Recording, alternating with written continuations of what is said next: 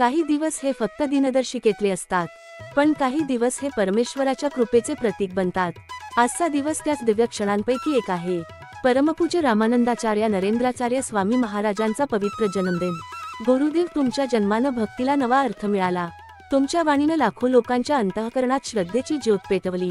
तुमच्या दर्शनानं अंधकार नष्ट झाला आणि तुमच्या कृपेच्या स्पर्शानं जीवनाला नवी दिशा मिळाली. तुमचं आगमन म्हणजेच भक्तांसाठी ईश्वराचा अवतार.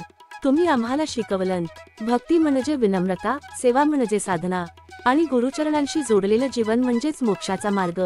गुरुदेव, तुमचं स्मरण केलं की मनात शांतता येते. तुमचा विचार केला की जीवनात समाधान येतं. तुमचं नाव उच्चारलं की प्रत्येक श्वास भक्तीत रूपांतरित होतो.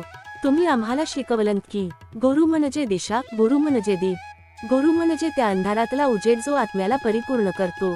आजच्या या पवित्र जन्मदिनी आम्ही सर्व शिष्य नतमस्तक होऊन एकच प्रार्थना करतो. गुरुदेव, आमच्या जीवनात तुम्ही असाल तर जगण्याचा प्रत्येक क्षण अर्थपूर्ण होईल.